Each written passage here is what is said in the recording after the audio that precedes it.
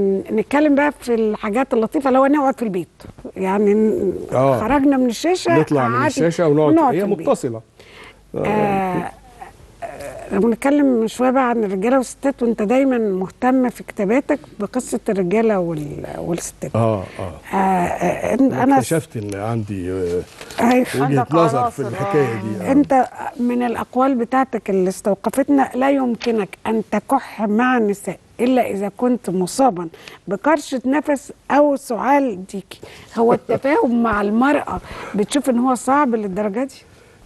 هو انك تكحي مع المراه، اللي هو تعترض يعني او تقول اي حاجه دي مختلفه. انا رايي ان هي مش ذكاء يعني.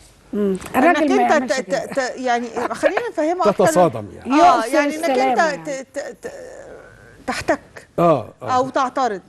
مش تحتك او تعترض. محسسيني ان انتوا ملايكه.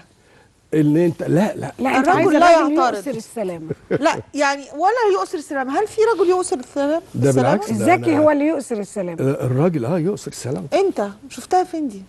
انا شخصيا شفتها فين.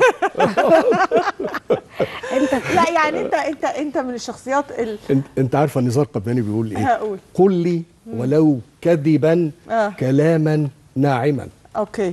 يعني المرأة هي محتاجة كلاما ناعما وجميلا. فأنت بتعمل حتى ده في الدين يقول لك انت لو كذبتي لإصلاح ذات البين ده كذب مباح. ده مباح.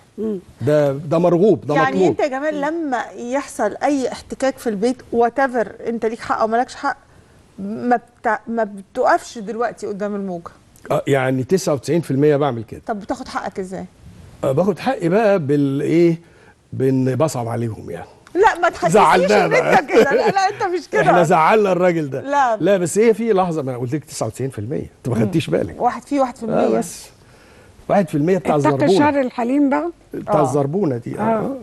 اتقي شر الحليم. بيحصل ايه في ال1% دي؟ انه عشان كده انا عندي مبدا في كتاب شهير من الكتب بتاع التنميه البشريه عالمي اسمه لا تكن لطيفا اكثر من اللازم. ليه؟ لانه اللطافه دي بتحملك بتحمل جهازك العصبي تنازلات كبيره طول الوقت. انت لطيفه اللي هو ايه؟ ان هو ضايقني، خد مني كذا، عمل كذا، ما عمليش كذا، برضه غلط نفس الغلطه في الموضوع الفلاني. فانت لطيفه وخدك حق مكتسب ان انت ده رد فعلك. انا رايي ان دي اكبر غلطه احنا بنغلطها. اللي هي حكايه ايه؟ كبر دماغك دي. وان ابقى بس اسجل موقف مش بازمه.